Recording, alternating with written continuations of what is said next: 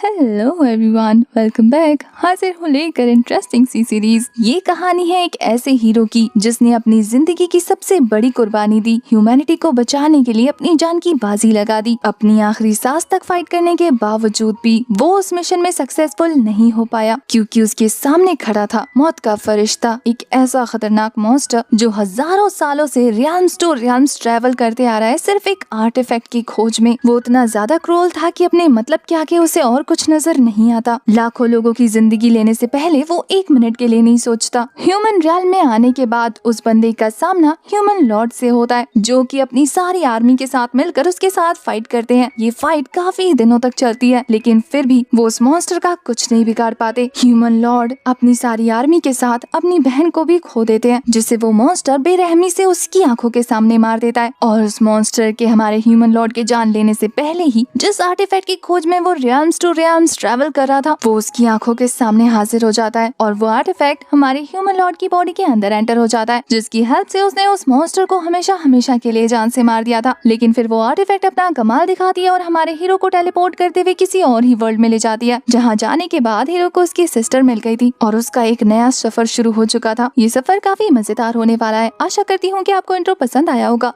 Explanation में आगे बढ़ने से पहले मुझे आप लोगों की एक खास पावर के बारे में बताना है। जी हाँ, आप लोगों ने सही सुना, आप लोगों के पास एक खास पावर मौजूद है। कंफ्यूज होने की जरूरत नहीं, ये लाइक शेयर सब्सक्राइब से काफी ज्यादा अलग है। यूट्यूब ने अभी हमारी कम्युनिटी को एक न्यू पावर दी है, जिसका नाम हाइप है। ये फीचर आपकी पसंदीदा वीडियो को और ज्यादा लोगों तक पहुँचाने में हेल्प करता है। इनफैक्ट आप में से कुछ स्मार्ट लोग तो ये पावर पहले से यूज कर चुके हैं और मेरी वीडियो को सपोर्ट भी किया है। उन सभी को मेरी तरफ से बिग वाला थैंक यू। इस फीचर की वजह से जब आप किसी वीडियो को हाइप करते हैं तो बेसिकली आप यूट्यूब को बता रहे होते हैं कि हाँ, ये वीडियो ऑसम है और ज्यादा से ज्यादा लोगों तक पहुंचानी चाहिए। ज्यादा हाइप मिलने के बाद उस वीडियो के ट्रेंडिंग पेज पर जाने के चांसेस भी बढ़ जाते हैं। कूल है ना? वैसे अगर आप सोच रहे हैं कि ये कोई कॉम्प्लिकेटेड प्रोसेस है, तो बिल्कुल भी नहीं। हाइप देना सुपर इजी है। आपको कुछ नहीं करना है, बस वीडियो के नीचे में जो कमेंट सेक्शन है ना, उसे स्लाइड करना है और उसके बगल में आपको हाइप का ऑप्शन दिखाई देगा। बस उस पर टैप करो और अपनी पावर का यूज करके वीडियो को हाइप कर दो, जिससे मुझे पॉइंट्स मिलेंगे और जितने ज्यादा पॉइंट्स आप मुझे देंगे उतना ही ज्यादा मेरी वीडियो को रीच मिलेगा। सो गाइस, अगर आपको मेरा कंटेंट पसंद आता है तो प्लीज हाइप बटन प्रेस करना मत भूलना। इससे ना सिर्फ मुझे मोटिवेशन मिलेगा, बल्कि हमारी पूरी कम्युनिटी को ग्रो करने का मौका मिलेगा। तो चलो मिलकर अपने वीडियोस को ट्रेंडिंग पेज तक लेकर चलते हैं। और हाँ, once again thank you so much for always supporting me. आपकी ये नई पावर मेरे लिए बहुत बड़ा सपोर्ट है। Love you all. और हाँ, इसके अलावा मुझे आप लोगों को बताना है कि स्क्रीन पर आप जिनका चैनल देख रहे हैं वो मेरी फ्रेंड का चैनल है। वो काफी सालों से मेहनत कर रही है और लगातार वीडियोस अपलोड करती रहती है, पर उसके चैनल पर रीच नहीं मिल रही है। तो क्या आप इस हाइप बटन का यूज करके उसकी वीडियोस को रीच दिला सकते हैं? अगर 20 से 25 लोग भी उसके चैनल पर जाकर हाइप प्रेस करेंगे तो उसकी वीडियो को काफी अच्छी रीच मिल जाएगी। मेरे लिए मिस एक्सप्लेनर को इतना सपोर्ट कर देना प्लीज।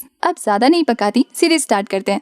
सीरीज के स्टार्टिंग में हमें एक नरेटेड वॉइस से पता लगता है कि स्वर्ग और धरती के बीच एक रास्ता खुल चुका है। इन दोनों ही रियाल्म के आपस में मर्ज होने की वजह से एक ताकतवर रूह हजारों सालों के बाद जाग उठती है। ये और कोई नहीं बल्कि वो हुआंग एक विच एम्परर था, जिसके पास बहुत सारी खतरनाक शक्तियाँ थी और वो उन्हीं शक्तियों का यूज करके अलग अलग रियाल्म्स में जाकर वहाँ पर डिवाइन सोल ढूंढने की कोशिश कर रहा था, जिसे हासिल करने के बाद ये दुनिया का सबसे पावरफुल इंसान बन जाएगा, जो कि हेवन को भी रूल कर सकता है। इसी तरीके से डिवाइन सोल को ढूंढते ढूंढते वो अर्थ पर आ पहुंचता है, जहाँ पर उसकी फाइट हेवन एम्परर से हो जाती है, जो कि अपनी सारी आर्मी के साथ उसके साथ मिलकर लड़ता है, लेकिन अपनी आर्मी को बचा नहीं पाता। काफी सारे निर्दोष लोगों की जान जाने के बाद अब फाइनली उसकी सिस्टर को भी दबोच लिया गया था, जिसका नाम ली लीवान है। वो हुआंग लिंचू, हमारा मेन लीड, उसकी सिस्टर ली लीवान की पावर को एब्जॉर्व करते हुए कहता है कि कितनी डिसअपॉइंटमेंट की बात है। मुझे यहाँ पर एक भी ऐसा इंसान नहीं मिला जिसके पास डिवाइन सोल पावर हो, लेकिन तुम्हें देखकर लगता है कि तुम्हारे पास भी नहीं है। लिंचू की बॉडी में पहले से ही काफी सारे वेपन धसे हुए थे। इसका मतलब उसने बहुत अच्छी तगड़ी बैटल लड़ी, लेकिन अब वो बहुत ज्यादा कमजोर हो चुका है, इतना कि वो अपनी सिस्टर को बचा नहीं पाता और वो हुआंग उसे जान से मार देता है। मरते मरते उसकी सिस्टर सिर्फ एक ही बात कहकर जाती है कि प्लीज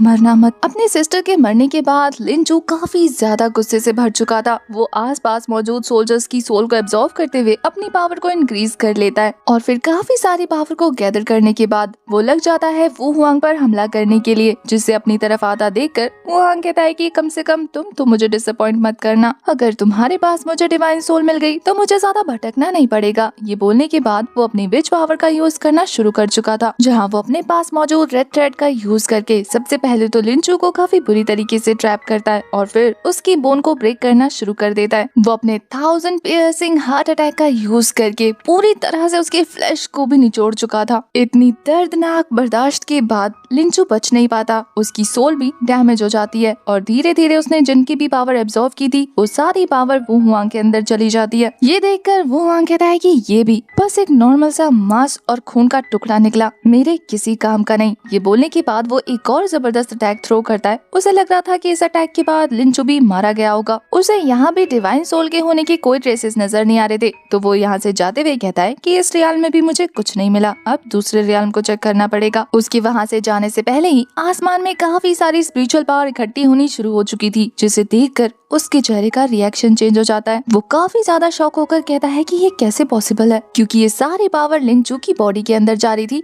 जिसकी बॉडी को उसने अपनी हाथों से डिस्ट्रॉय कर दिया। उसे समझ नहीं आता कि बॉडी डिस्ट्रॉय होने के बावजूद भी सोल खुद को कैसे रिकवर कर सकती है। पर तभी हमें लिंचू की सोल को दिखाते हैं, जो पूरी तरीके से ह्यूमन बॉडी की फॉर्म में कन्वर्ट हो गई थी और अब वो एक जोरदार एनर्जी रिलीज करती है। ये देखने के बाद तो वो हुआ काफी ज्यादा खुश होते हुए कहता है कि इसका मतलब ये है कि मैं इतने दिनों से जिस चीज की तलाश कर रहा था वो मुझे फाइनली मिल चुका है। ये और कुछ नहीं बल्कि डिवाइन सोल है जो मुझे चाहिए थी। तभी तो ये बॉडी के डिस्ट्रॉय होने के बावजूद भी मेरी आंखों के सामने अपीयर हो गया है। वो इतना ज्यादा खुश था कि काफी देर के बाद रियलाइज करता है कि लिंचू ने धीरे धीरे वहाँ पर अपनी काफी सारी स्पिरिचुअल पावर को इकट्ठी करनी शुरू कर दी थी। ये देखकर तो डर के मारे उसके पसीने छूटने लग जाते हैं। वो कहता है कि इतनी सारी स्पिरिचुअल पावर गैदर करने का मतलब तो यही है कि अगर इसने रिलीज किया तो हेवन और अर्थ के बीच बना हुआ बैरियर टूट जाएगा और पूरा का पूरा स्पेस शैटर हो जाएगा। अगर ये ऐसे स्पिरिचुअल पावर गैदर करता रहा तो हम में से कोई भी जिंदा नहीं बचने वाला। मुझे किसी भी तरीके से इसे रोकना ही होगा। वो चिल्ला कर लिंचू को रुकने को भी कहता है कि तुम्हारा ये करना खतरनाक है, इसलिए अभी के अभी रुक जाओ। लिंचू जैसे बड़ा उसकी सुनने वाला था, वो अपनी डिवाइन रियल्म की पावर का यूज करके कहता है कि नील डाउन करो और उसके एक इशारे पर ये बंदा अपने घुटनों पर आ जाता है। इतने एक्सट्रीम प्रेशर को फील करने के बाद वू हुआंग डरते हुए कहता है कि इस तरीके का स्पिरिचुअल प्रेशर तो सिर्फ एक ही इंसान रिलीज कर सकता है जिसके पास holy marshal supreme master process हो। तो क्या इसका मतलब वो अपनी बात कंप्लीट कर पाता उससे पहले ही लिंचू अपने पास मौजूद एक जायंट स्पिरिचुअल स्वॉर्ड निकाल लेता है और उससे ही अटैक थ्रो कर देता है। वैसे उसने ये अटैक काफी ज्यादा हल्के हाथों से किया था, लेकिन इसी से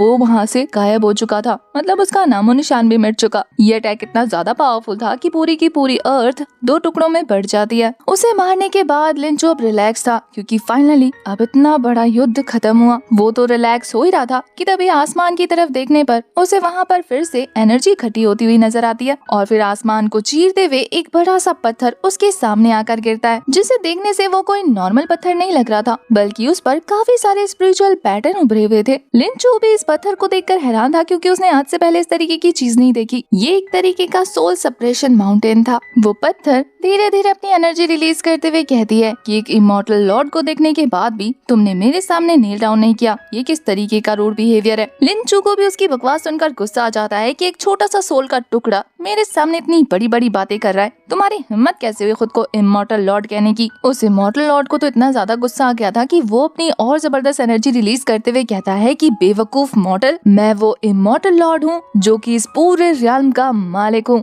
हेवन से लेकर अर्थ तक सब मेरे अंडर आते हैं, सभी मेरे आगे घुटने टेकते हैं, मेरी पूजा करते हैं और मुझे अपना डिवाइन सोल ऑफर करते हैं। अब इनडायरेक्टली आपको भी पता लग ही गया होगा कि आखिर ये इमॉर्टल लॉर्ड लिंचू से क्या चाहता है, उसकी डिवाइन सोल। उधर वो सोल तो बड़ी बड़ी बातें कर ही रहा था कि तभी लिंचू मौका पाकर धीरे धीरे उस पत्थर के पास पहुंचकर उसके अंदर हाथ डालकर उस सोल को बाहर निकाल लेता है, जिसे देखकर लिंचू भी लाइक एक और डीमन जो पता नहीं कहां से फिर से आ धमका। पर वहीं उसके सवाल को इग्नोर करते हुए ये सोल काफी ज्यादा हैरान होते हुए ये सोच रही थी कि इस लड़के की डिवाइन पावर तो सच में अमेजिंग है, मुझे इसने हजारों सालों से कैद पड़े इस पत्थर के अंदर से बाहर निकाल लिया, वो भी सिर्फ एक ही झटके में। हमें पता लगता है कि इनका नाम याओ है और ये सच में एक इमॉर्टल एम्परर है जिसकी सोल को इस बड़े से पत्थर में ट्रैप कर दिया गया था। अब उसे तो लिंचू की डिवाइन सोल चाहिए थी, इसलिए वो अपने दिमाग में पैतरे आजमाने लगता है। वो कहता है कि मुझे कोई और रास्ता निकालना होगा इसकी डिवाइन सोल को हासिल करने के लिए, क्योंकि हमारे लिंचू ने उसे उस पत्थर से बाहर तो निकाल लिया लेकिन अभी भी उसका पीछा उसके साथ नहीं छूटा। यहाँ लिंचू तो अभी भी उसे देखकर भड़का हुआ था। वो कहता है कि बताओ कौन हो तुम।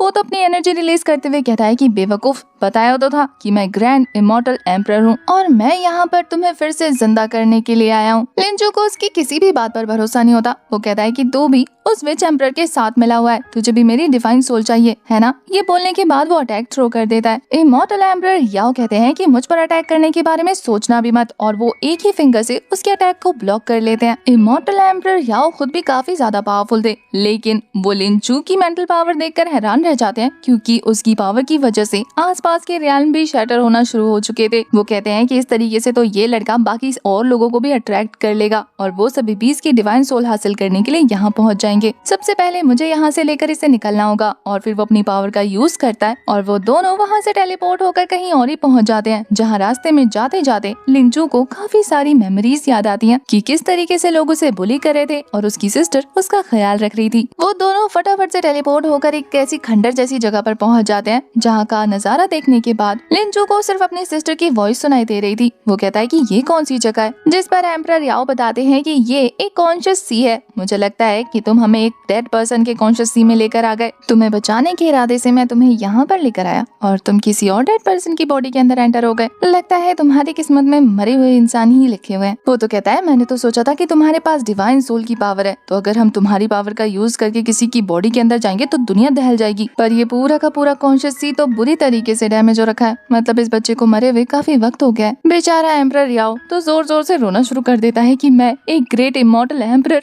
मैंने सोचा था कि मैं कितना ज्यादा पावरफुल हो जाऊंगा पर तुम्हारी वजह से मैं भी एक मरे हुए इंसान की बॉडी में घुस गया हूँ। कहीं ऐसा ना हो तुम्हारे साथ साथ मेरा भी हमेशा हमेशा के लिए यही खेल खत्म हो जाए। मुझे तो फिर से हेवन पर रूल करना था, क्या मैं दोबारा वापस जाकर अपने इमॉर्टल कोल्ड को रिबिल्ड नहीं कर सकता। तभी अचानक से उन्हें एक लड़की की आवाज सुनाई देती है और ये और किसी की नहीं बल्कि लिंचू की सिस्टर की आवाज थी और ये लिंचू की ही बॉडी थी। वो अपनी सोल पावर ट्रांसफर करते हुए कहती है कि लिंचू इससे ज्यादा मैं तुम्हारी और मदद नहीं कर सकती। उसकी सिस्टर एक फेयरवेल ड्रिंक पीते हुए उसके सामने अपने दिल की बात कर रही थी, जिसे देखकर लिंचू परेशान हो गया था। वहीं एम्परर याओ बताते हैं कि ये लड़की इस मरे हुए बंदे की बॉडी में अपनी सोल पावर ट्रांसफर करी है, इसी वजह से इतनी देर तक इसका कॉन्शियस ही सही सलामत है, वरना तो इसका कॉन्शियस ही कब का डैमेज हो चुका होता। पर अब देखकर ऐसा लग रहा है जैसे कि इस लड़की ने अपनी सारी की सारी सोल पावर इसी बॉडी में सप्लाई कर दी हो। वैसे मैं आपको बता दूं कि लिंचू और हमारे एम्परर याओ असल में पास में नहीं गए बल्कि दूसरे रियल में चले गए। एक तरह से ऐसा समझ लो कि दूसरा यूनिवर्स जहाँ पर लिंचू की डेथ हो चुकी है। अपनी सिस्टर की इतनी बुरी हालत देखने के बाद लिंचू कहता है कि इस रियल में भी मैं अपनी सिस्टर को प्रोटेक्ट नहीं कर पाया और वो फिर से मेरी वजह से सफर कर रही है। अब तक याओ को भी पता लग गया था कि इस लड़की के लिए उसका भाई बहुत मायने रखता है। लिंचू की सिस्टर काफी बुरी तरीके से इमोशनल होकर ड्रंक कर रही थी। वो कहती है कि ये हमारा फेयरवेल ड्रंक है और आज के बाद तुम्हें और मुझे बिल्कुल सफर नहीं करना पड़ेगा, तुम फिक्र मत करो। मैंने कुछ सोचा है, मैं उस माँ सियांग कमीने से शादी करने से अच्छा है कि खुद को खत्म करना बर्दाश्त करूंगी। मैं उसे तुम्हें मारने के बाद कभी जीतने नहीं देने वाली। वहीं एम्परर याओ उसकी इतनी खतरनाक बातें सुनकर डरते हुए कह रहा था कि आखिर ये क्या करने वाली है। तभी हमें लिंचू की सिस्टर को दिखाते हैं जो हाथ में फ्लेम लेकर कहती है कि चिंता मत करो मेरे छोटे भाई, मैं तुम्हें जलाने के बाद खुद को लटका लूंगी, मैं तुम्हें आफ्टर वर्ल्ड में अकेला नहीं छोड़ने वाली। ये बोलने के बाद वो उसकी बॉडी को जलाना शुरू कर चुकी थी और यहाँ उसका कॉन्शियस भी जलने लगता है। बेचारे एम्परर याओ की हालत खराब हो जाती है। वो तो डर के मारे कहते हैं कि मैं इमॉर्टल लॉर्ड यहाँ नहीं मरना चाहता, मुझे मत मारो प्लीज। उसे तो अब धीरे धीरे यही लगने लगता है कि उसका यहाँ पर अंत है, क्योंकि वो कॉन्शियस ही पूरी तरह से दहक उठा था। तभी उसकी नजर लिंचू पर पड़ती है जो कि धीरे धीरे अपने डिवाइन सोल की पावर को रिलीज करता जा रहा था। यहाँ लिंचू बताता है कि मेरी डिवाइन सोल की पावर किसी भी मरे हुए इंसान के अंदर जान डाल सकती है। ये जानने के बाद तो एम्परर याओ भी हैरान थे, उन्हें नहीं पता था कि डिवाइन सोल ये भी कर सकती है। पर फिर उन्हें लिंचू पे गुस्सा भी आ रहा था, तो फिर इतनी देर से किसका इंतजार कर रहा था। देखते ही देखते लिन चू की डिवाइन सोल की पावर की हेल्प से वो बंदा जिंदा हो जाता है और हमें पता लगता है कि इस ट्रायल में इसका नाम लिन फेंग है, जो होश में आते ही अपने सिस्टर को चेक करता है जिसने की रस्सी टांग ली थी खुद को लटकाने के लिए। वो ऑलमोस्ट लटकने ही वाली थी कि लिन फेंग दौड़कर उन्हें बचाने की कोशिश करने लग गया था, पर इतने दिनों से लेटे रहने की वजह से बेचारे के पाँव काम नहीं करते, अटक जाते हैं बीच में और वो अपनी सिस्टर को बचाने की जगह उल्टा उन्हें लटकाने में हेल्प कर देता है, उनके पाँव के नीचे से टेबल खींचकर। बेचारी उसकी सिस्टर तो थोड़ी देर के लिए अनकॉन्शियस हो जाती है। यहाँ पर उसकी सिस्टर का नाम लिन लेयाओ है, जो होश में आते ही अपने भाई को सही सलामत देखकर काफी ज्यादा खुश हो गई थी, पर फिर वो कंफ्यूज भी थी कि उसका भाई तो मर चुका था ना। वो कहता है कि सिस्टर, मैं इतनी आसानी से कैसे मर सकता हूँ, और ये चेक करने के लिए कि ये सपना है या नहीं, वो उसे एक जोरदार थप्पड़ लगा देती है। बेचारे को समझ नहीं आता कि आखिर उसे थप्पड़ पड़ा क्यों, पर उसकी सिस्टर तो कहती है कि इसका मतलब ये सपना नहीं है। अब वो तो खुश हो ही रही थी कि तभी उसके घर का दरवाजा ओपन करके वहाँ पर एक मोटू पर्सन खुद को गिफ्ट बॉक्स की तरह रैप करके आ गया था लियाओ से शादी करने के लिए। इस मेढक का नाम और कुछ नहीं बल्कि माजियांग है। वो तो आकर कहता है कि मेरी प्यारी वाइफी, होने वाली वाइफी, क्या तुम अपने डेड ब्रदर को निपटा चुकी हो तो हम शादी कर ले, तुम्हारे दूल्हे से अब वेट नहीं हो रहा, हम दोनों वेडिंग सेरेमनी के लिए लेट हो जाएंगे ना। वो अजीब तरीके से हाथ मलते हुए अपने ब्यूटीफुल से सपने के बारे में एक्सप्रेस करा था कि तभी आंखें खोलने पर उसे अपने सामने लिन फेंग नजर आता है। लिन फेंग को देखकर वो कहता है कि तू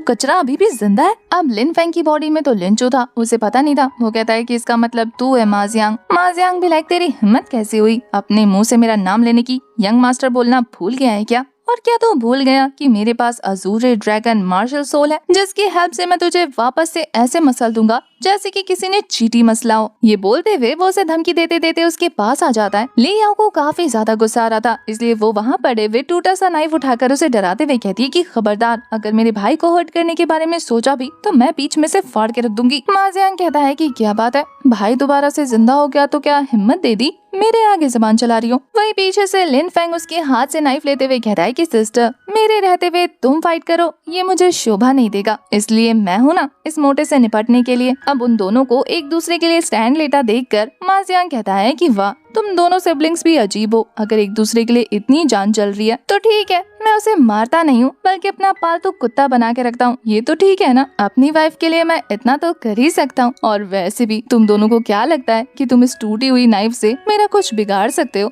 क्या तुम दोनों भूल गए हो कि मेरी सोल पावर आखिर किस लेवल पर है? ये बोलने के बाद वो अपनी एनर्जी रिलीज करता है, जिससे वहाँ पर एक जबरदस्त ब्लास्ट हो गया था। ये देखने के बाद भी हमारा लिन फेंग डरता नहीं है, बल्कि कहता है कि मैं तुम्हें धमकी नहीं दे रहा। और फिर वो अपनी बॉडी के अंदर मौजूद एम्परर याओ से कहता है कि मैंने अच्छे से सुना, तुमने कहा कि तुम्हें हेवन और सारे रियम्स पर रूल करना है, तो क्या तुम मेरी हेल्प करोगे, क्योंकि उसकी शुरुआत आज से होने वाली है। ये बोलते हुए वो एक किलर लुक देता है। वहीं उसके सिस्टर को समझ नहीं आ रहा था कि ये किससे हेल्प मांग रहा है।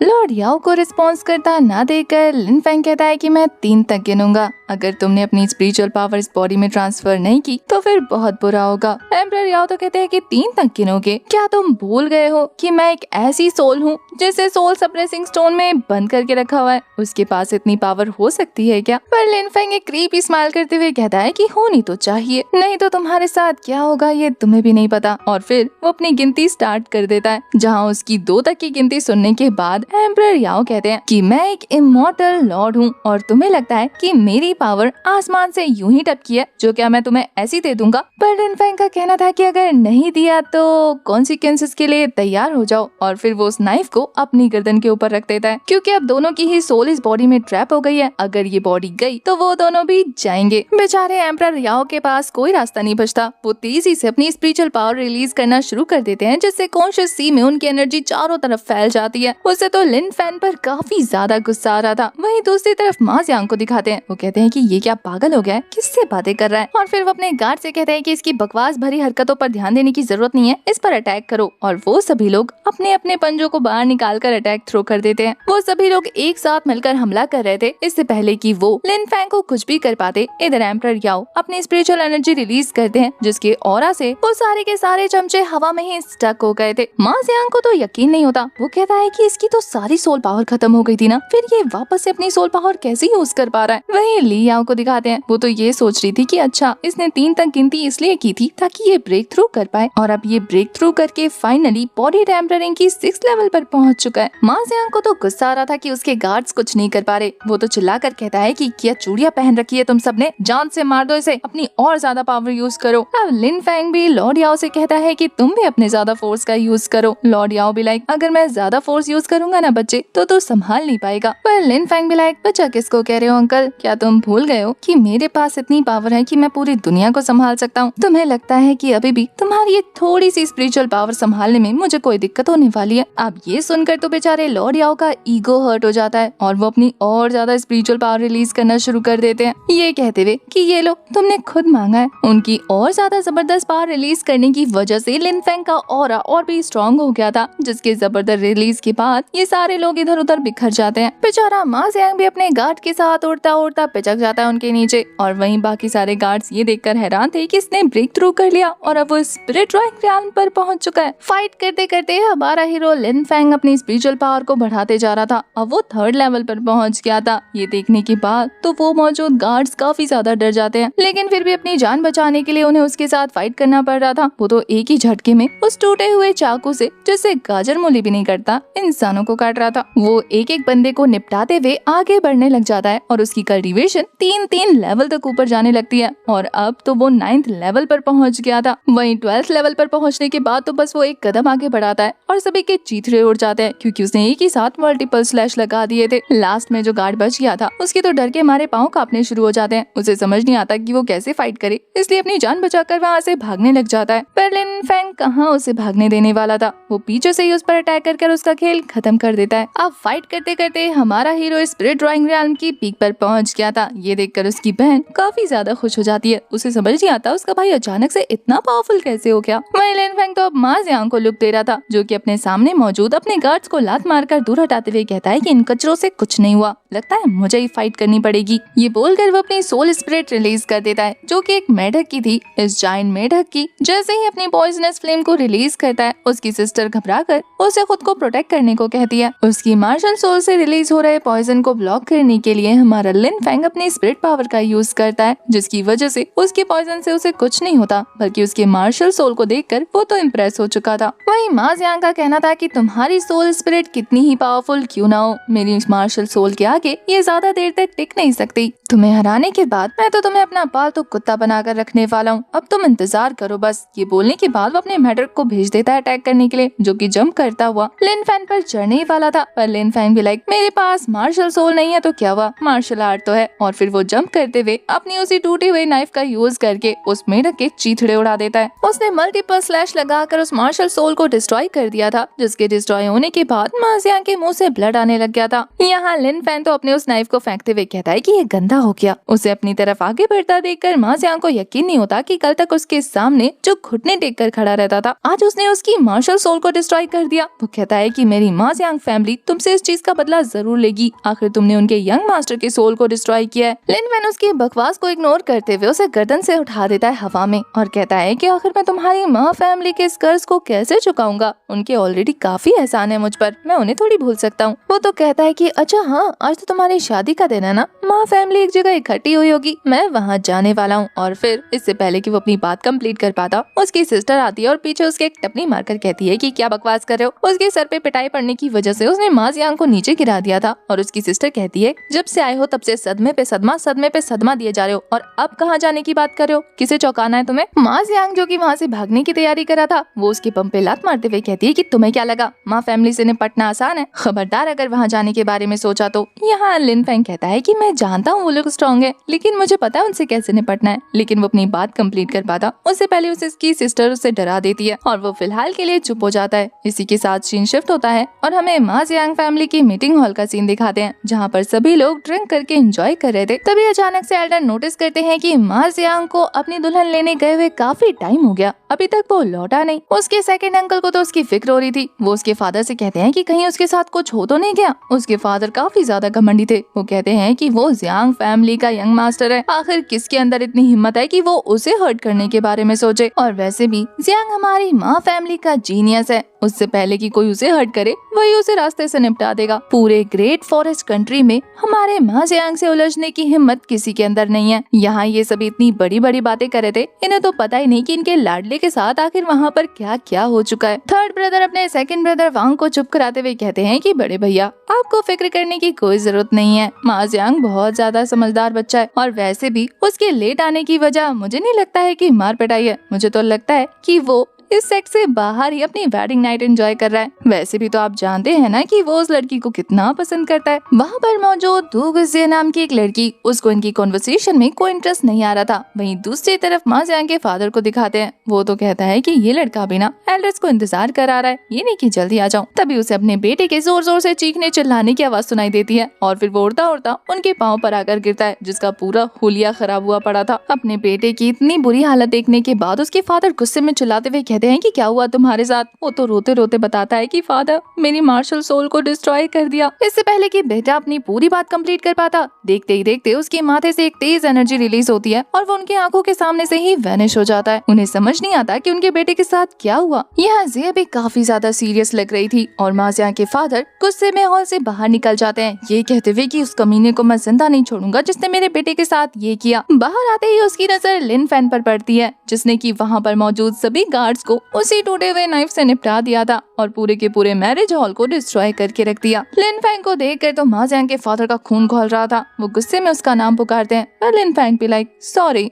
मैंने आपको डिसअपॉइंट कर दिया ना, आप ज्यादा मेरी सिस्टर को बुली नहीं कर पाए और तो और मैंने आज आपकी पूरे मैरिज सेरेमनी को ही डिस्ट्रॉय कर दिया। पर वहीं मा जियांग का फादर भी लाइक तूने मेरे बेटे को जान से मारा, मैं तुझे जिंदा नहीं छोड़ूंगा, अब तेरे एक एक खून से मैं उसका बदला लेने वाला हूँ। यहाँ मा डियान अनाउंसमेंट करता है कि मेरे सेक्ट में मौजूद जितने भी डिसाइपल हैं या जितने भी लोग हैं, अगर किसी ने भी लिन फैंग को जान से मारा तो आज के बाद मैं उसे अपना अडॉप्टेड सन बना लूंगा और मा फैमिली की सारी संपत्ति उसकी हो जाएगी। ये सुनकर तो सभी के कान खड़े हो जाते हैं क्योंकि वो रातों रात इतने रिच डैड के बेटे जो बन जाएंगे। यहाँ मा डियान तो हमारे ली याओ को भी इंक्लूड कर देता है, ये कहते हुए कि उसे भी उसकी वाइफ बना दूंगा। यहाँ पर मा डियान वहाँ पर मौजूद बाकी सारी फैमिली से भी हेल्प करा था जो कि गेस्ट बनकर आए थे, पर जाओ फैमिली पीछे हटते हुए कहती है कि ये तो मा फैमिली का अपना मैटर है, मुझे नहीं लगता कि जाओ फैमिली को इसमें इंटरफेयर करना चाहिए। दूसरा फैमिली मेंबर कहता है कि मेरे पेट में तो दर्द हो रहा है, मैं अभी वॉशरूम होकर आया। मा डियान को काफी ज्यादा गुस्सा आ रहा था कि कोई भी उसका साथ नहीं दे रहा।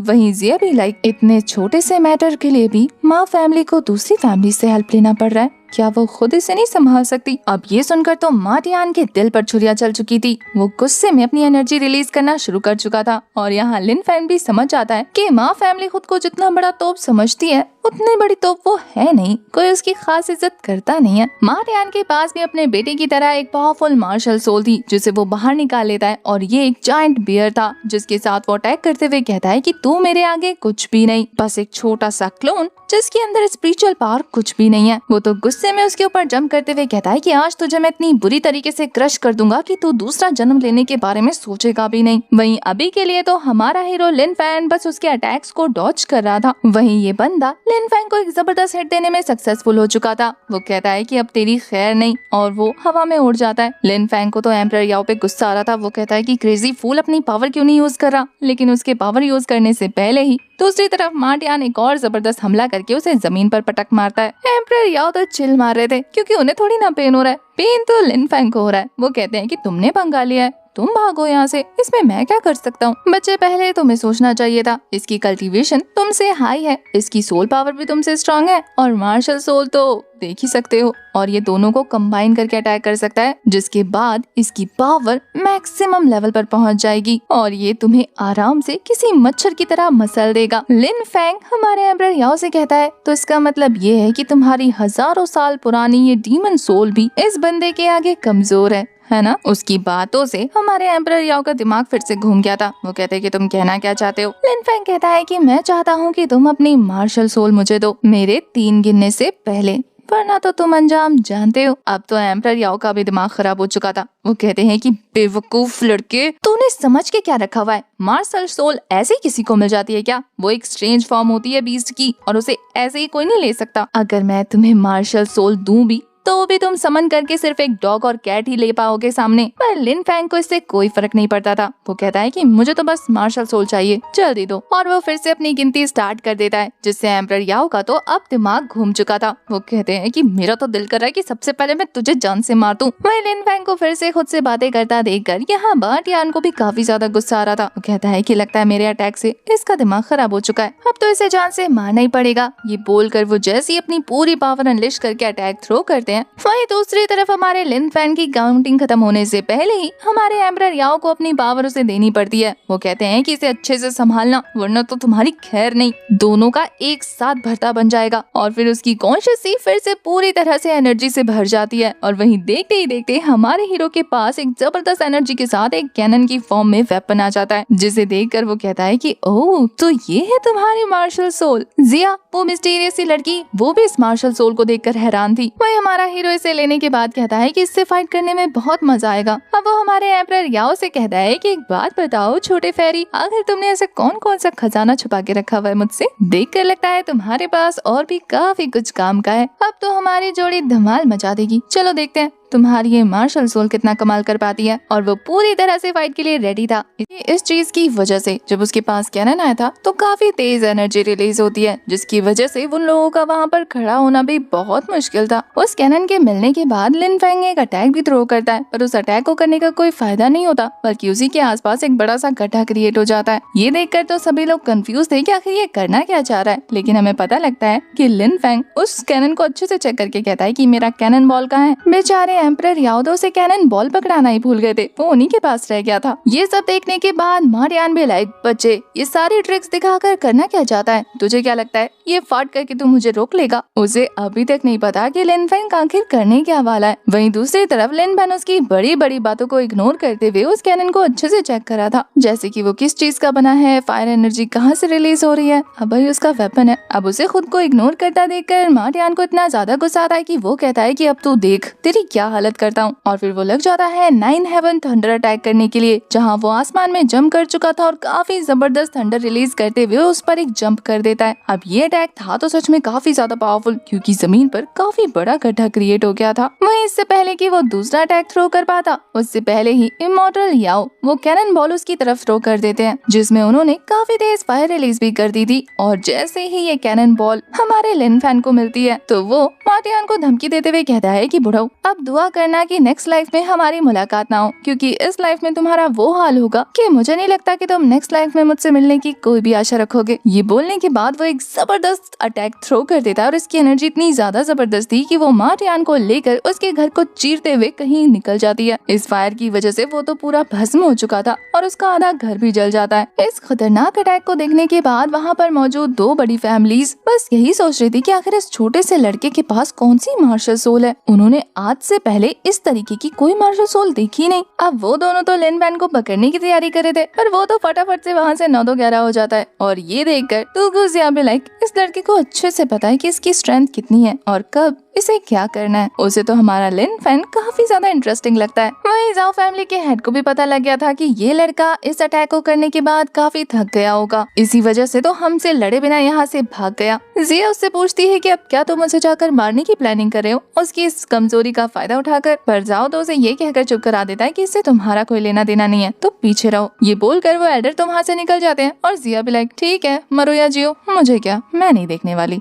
नेक्स्ट सीन में लिन फैन को दिखाते हैं जो कि अपनी सिस्टर लियाओ के साथ बैठकर आराम से अपना खाना एंजॉय कर रहा था। पेट फुल हो जाने के बाद तो वो अपनी सिस्टर के खाने की तारीफ भी कर रहा था कि तुम तो आज भी उतना ही डिलीशियस खाना बनाती हो। पर उसकी सिस्टर भी लाइक पैसे दो। वो कहता है क्या सिस्टर खाना खाने के लिए पैसे लोगी? पर वो तो उसके पास जाकर एक और टपली मार के कहती है कि बकवास नहीं, मुझे पैसे चाहिए। क्या तुम भूल गए कि हमारी प्रॉपर्टी मार्क यांग फैमिली के पास थी, अब तुमने उनसे बदला लिया है तो अपनी फैमिली प्रॉपर्टी भी ले ली होगी, तो चलो उसके पेपर्स दो। लिन फैन ने प्रॉपर्टी लेने की बजाय उनकी प्रॉपर्टी ही डिस्ट्रॉय कर दी थी और उसे तो अपनी प्रॉपर्टी का कुछ पता ही नहीं था। ये याद करने के बाद वो बात घुमाने के लिए कहता है कि सिस्टर मुझे अभी भी भूख लगी है, क्या तुम थोड़ा सा खाना और ला दोगी, फिर हम इसके बारे में बाद में बात करेंगे। पर तभी वहाँ पर वही एल्डर पहुँच जाते हैं ये कहते हुए कि तेरी भूख नहीं मिटी ना, रुक जा थोड़े मेरे हाथ से पटाई खा ले। और फिर वो एक जबरदस्त जबरदस्त अटैक उनके टेबल की तरफ थ्रो कर देते हैं, जिससे बचने के लिए लिन फैंग अपनी सिस्टर को लेकर दूर जंप कर जाता है। अब लिन फैन ने तो इस बंदे को पहले कभी देखा नहीं था, तो वो कहता है कि सिस्टर आखिर कौन है ये? ले आओ बिलाई, क्या तुम भूल गए? ये जाओ फैमिली का जाओ जोशोंग है। जब तुम अनकॉन्शियस हो गए थे तो इन्होंने भी हमारी फैमिली को बहुत अच्छे से बुली किया था। अब बुली वाली बात सुनकर तो लिन फैन फॉर्म में आ जाता है कि इसकी भी खैर खबर लेनी पड़ेगी, लेकिन उसकी सिस्टर रोकते हुए कहती है कि इससे लड़ने की जरूरत नहीं, इसकी मार्शल सोल बहुत ज्यादा स्ट्रेंज है। आज तक जिस भी बंदे ने इसके साथ फाइट की है वो पता नहीं फाइट करते करते कैसे अचानक से मारा गया, इसलिए वो अपने भाई को इस तरीके से मुसीबत में अकेले नहीं जाने देना चाहती थी। वो कहती है कि पहले मुझे लड़ने दो। तो वो जैसे ही उस बंदे को जाकर एक जबरदस्त किक मारने वाली थी तो वो गर्दन नीचे करके पहले तो इस अटैक को डॉज करता है और फिर चुटकी बजाते ही पता नहीं उसकी बॉडी में क्या इंजेक्ट करता है कि वो अनकॉन्शियस हो जाती है। फाइनली लिन फैन अपनी सिस्टर को संभालते हुए उसे साइड में रख देता है सेफ रखने के लिए और फिर खुद लग जाता है इस बंदे के साथ फाइट करने, जहाँ इस बंदे ने काफी सारे अटैक लिन फैन की तरफ थ्रो कर दिए थे। सबसे पहले तो वो उन्हें डॉज करता है और उसके बाद जब अटैक करने के लिए वो उस बंदे के काफी पास पहुंच गया था तो वो ये कहते हुए अपनी पावर रिलीज करके उसे दूर झटक देता है कि एक ओरिजिन बॉडी का कल्टीवेटर आखिर खुद को कंडेंशन पीक बॉडी के लायक समझ भी कैसे सकता है? बच्चे तो मेरे आस पास भी नहीं है। तो अब ये सुनकर कि लिन फैन उसके पास नहीं जा सकता, वो कहता है कि ठीक है फिर मैं तुझे ब्लास्ट कर देता हूँ। और ये बोलने के बाद वो लिटिल फेरी यानी कि हमारे इमॉर्टल याओ से कहता है कि कैनन दो, पर वो तो खुद बाहर आके पसरे पड़े थे। वो कहते हैं कि इस तरीके से चिल्लाओ मत, तुम्हारे पहले कैनन अटैक करने की वजह से मैं बहुत ज्यादा ड्रेन हो गया हूँ, अब मेरे अंदर एनर्जी नहीं बची, मैं कुछ नहीं दे सकता। वहीं दूसरी तरफ जाओ जोजोंग को दिखाते हैं जो कि हमारे लिन फैन को बात करता हुआ देखकर इस मौके का फायदा उठा के फिर से एक चुटकी बजाता है और उसकी चुटकी बजाते ही पता नहीं लिन फैन की बॉडी के अंदर क्या इंजेक्ट हुआ था कि वो भी अनकॉन्शियस हो गया था। अब ये देखने के बाद जाओ जोशोंग भी लाइक तुम्हारे अंदर भी कुछ खास नहीं है, बाकी लोगों की तरह मेरे अटैक से गिर गए। और फिर वो अपने मार्शल सोल को निकालता है जो कि एक बैट था छोटा सा, वो लोगों की सोल पावर चुराता था। जब उसका बैट बाहर निकलता है तो उसने हमारे लिन फैन की कोई सोल पावर हासिल नहीं की थी, तो ये देखकर वो हैरान रह जाता है, उसे समझ नहीं आता कि ऐसा कैसे हो गया। तभी लिन फैन होश में आकर उसे पकड़ते हुए कहता है क्योंकि मेरे पास सोल पावर है ही नहीं। ये सुनकर तो जाओ जोशोंग को बिल्कुल यकीन नहीं होता, ये देखकर कि ये सही सलामत है और उसके सवालों का जवाब दे रहा है। वो कहता है कि तुम्हारी मार्शल सोल? लिन फैन भी लाइक मेरे पास मार्शल सोल भी नहीं है, वो तो मैं तुम लोगों को बेवकूफ बना रहा था। पर अब लिन फैन यहाँ पर सोल सप्रेसिंग स्टोन का यूज करके हमारे लिटिल फेरी यानी इमॉर्टल याओ की सोल पावर का यूज करने लगता है, जहाँ उनकी डिवाइन बॉडी उसके सामने आ जाती है और वो उसका यूज करके जाओ जोशोंग को इतनी बुरी तरीके से दबाता है ना, ये कहते हुए कि मेरे पास नहीं है तो तुम्हारी ले लेता हूँ। जाओ जोशोंग तो मरते हुए यही कहता है कि इतना सब करने के बाद भी कह रहा है कि इसके पास मार्शल सोल नहीं है। उसके मरते ही उसके सारे बैट्स पहुंच जाते हैं हमारे एम्परर याओ के पास। वो तो काफी ज्यादा खुश हो जाता है इन्हें देखने के बाद। वो कहता है तो अच्छा ये राज था उसका कि लोग फाइट करते करते बेहोश हो जाते थे। अब जाओ जोशोंग के मरते ही उसकी सिस्टर भी होश में आ जाती है जो अपने भाई को देखकर खुश थी। वो अपने भाई को बुलाती है तो वो मुस्कुराता हुआ उसके पास आकर कहता है कि सिस्टर आप फैमिली प्रॉपर्टी के बारे में कुछ कह रही थी ना। हमारे बदमाश हीरो के दिमाग में एक आइडिया आ गया था और वो था मा जियांग की फैमिली तो डिस्ट्रॉय हो चुकी है, उनकी प्रॉपर्टी भी, तो क्यों ना जाओ जोशोंग की फैमिली से ले लिया जाए। और फिर वो उनके घर के पार पहुंचकर जाओ फैमिली से उनका सारा खजाना चुरा लेता है और उसकी सिस्टर तो बैठकर हिसाब किताब कर रही थी। वहीं दूसरी तरफ लियो फैमिली को दिखाते हैं, उसका वो मोटू हेड वहाँ से बच के भागने की कोशिश कर रहा था, ये कहते हुए कि जल्दी चलो इससे पहले कि हम लोग लिन फैन की नजर में आ जाए। उसे देखने के बाद लिन फैन अपनी सिस्टर से पूछता है कि ये कौन है। उसकी सिस्टर के बताते ही कि ये जनाब भी उनमें से एक है। वो पहुंच जाता है उसकी गर्दन दबोचने। बेचारा पहले से ही डरा हुआ था। लिन फैन उसकी सारी की सारी स्पिरिचुअल पावर एब्जॉर्व करके हमारे एम्परर याओ को देने लगता है और वो भी लाइक करते रहो मेरी सोल को नरिश, मैं तुम्हें ऐसे ही मजे देता रहूंगा। वहीं दूसरी तरफ ये मोटू पर्सन कहता है कि मुझे जाने दो, मुझे जिंदा छोड़ दो। लिन फैन भी लाइक अच्छा एक रीजन बताओ तुम्हें जिंदा छोड़ने का। उसे तो खुद समझ नहीं आ रहा था। थोड़ा सोचने के बाद वो कहता है कि मैं तुम्हें बता दूंगा कि तुम्हारी चुराई हुई मार्शल सोल आखिर कहाँ पर है। पर इससे पहले कि वो अपनी बात कंप्लीट कर पाता उसके ऊपर एक अटैक थ्रो हो जाता है जिसे लिन फैन ने डॉज कर लिया था। ये अटैक करने वाली और कोई नहीं बल्कि दुगु है, जिसके इस अटैक को करने की वजह से लिन फैन डिस्ट्रैक्ट हो गया था और वो मोटू पर्सन वहाँ से बच के निकल जाता है। यहाँ गुज याओ से काफी ज्यादा मिस्टीरियस तरीके से घूर रही थी। हमें पता लगता है कि वांग फैमिली का वो बंदा भागा नहीं था बल्कि हमारे लिन फैन ने उसे जान से मार दिया था। वहीं ये देखने के बाद जिया उसे कहती है कि मेरा अटैक देखने के बाद तुम्हें पता लग गया होगा कि मैं कितनी ज्यादा पावरफुल हूँ, तो फिर तुम अभी तक यहाँ से भागे क्यों नहीं? क्या तुम्हें डर नहीं कि मैं तुम्हें जान से मार सकती हूँ? लिन फैन कहता है कि बाकी लोग मुझे जान से मारना चाहते थे इसलिए आते ही हमला कर दिया था, पर तुम शांति से मेरी बात सुन रही हो, इसका मतलब तुम उन लोगों से अलग हो और तुम्हारा कोई और मोटिव है। इससे पहले कि लिन फैन और ज्यादा बात करता, ले आओ आगे आते हुए कहती है कि अगर तुम्हें तुम्हें मेरे भाई को मारना है ना, उससे पहले तुम्हें मुझसे फाइट करनी होगी। वो अपने भाई से कहती है कि पीछे रहना, ये बहुत ज्यादा पावरफुल है, तुमने बाकी लोगों को तो निपटा लिया लेकिन इससे लड़ने में तुम्हें बहुत ज्यादा दिक्कत होगी। पर वहीं दूसरी तरफ जिया कहती है कि देखो, मुझे तुम लोगों की लिन फैमिली के मैटर से कोई लेना देना नहीं है, तुमने बाकी फैमिलीज को क्यों मारा मुझे ये जानने में भी कोई खास दिलचस्पी नहीं है। मैं तो बस ये जानना चाहती हूँ कि तुम एक ओरिजिन बॉडी नॉर्मल से कल्टीवेटर हो, तो फिर तुम्हारे पास और क्या है जिसकी हेल्प से तुमने उन लोगों को मारा। जिया की बात अभी तक कंप्लीट भी नहीं हुई थी, उससे पहले ही हमारा हीरो अपने मार्शल सोल को बाहर निकाल कर दिखाते हुए कहता है कि ये मार्शल सोल कैनन है, इसके अलावा मेरे पास एक पावरफुल मार्शल स्पिरिट भी है और मेरा जीनियस दिमाग तो वो तो तुमने देख ही लिया होगा। और फिर वो टीज करते हुए अपने सिस्टर से पूछता है कि क्या तुमने इस तरीके की पावर आज से पहले किसी की देखी है। उसकी सिस्टर कहती है कि नहीं, आज से पहले तो नहीं देखी, इनफैक्ट इस तरीके का मार्शल सोल यहाँ पूरे टाउन में किसी ने नहीं देखा होगा। जिया ये देखकर समझ जाती है कि लिन फैन कितना ज्यादा स्मार्ट है। वो कहती है कि स्मार्ट लोगों के साथ बात करने में मुझे बहुत मजा आता है और इसके अलावा मुझे नई नई मार्शल सोल स्पिरिट्स में भी बहुत दिलचस्पी है। तो क्या तुम मुझे बताओगे कि तुम्हें ये मार्शल सोल कहाँ से मिली और इसे तुम किस तरीके से हैंडल करते हो। लिन फैन कहता है कि देखो, बाकी फैमिली से निपटने का मेरा पर्सनल मोटिव था, क्योंकि वो मुझे बता रहे थे कि मेरे पास उनकी प्रॉपर्टी है, तो मुझे उनसे अपनी प्रॉपर्टी लेनी थी और दूसरे वाले से ये पता लगाना था कि मेरी खोई हुई मार्शल सोल कहाँ है। अगर तुम्हारे पास बोलने को कुछ नहीं है तो फिर मैं यहाँ से चलता हूँ। जिया तो उसे ऑफर करती है कि ठीक है, मैं तुम्हें कुछ क्लू दे सकती हूँ, लेकिन तुम्हें सारी डिटेल्स देनी होंगी पहले। पर हमारा हीरो इन सारी बातों को इग्नोर करते हुए अपनी सिस्टर से कहता है कि चलो खाना खाते हैं, फिलहाल मुझे बहुत भूख लगी है। वो अपनी सिस्टर से पूछता है कि अब आप क्या पकाओगी। वो कहती है मेरे पास बहुत पैसे हैं तो आज तो मीट बनेगा। अब उन दोनों को उसकी इतनी इम्पोर्टेंट बात इग्नोर करके वहाँ से जाता देखकर तो जिया को काफी अजीब लगता है। वो उसे रोक कर कहती है कि तुम कहाँ जा रहे हो, क्या तुम्हें जरा भी इंटरेस्ट नहीं है ये जानने में कि तुम्हारे ड्रैगन मार्शल सोल को किसने लिया।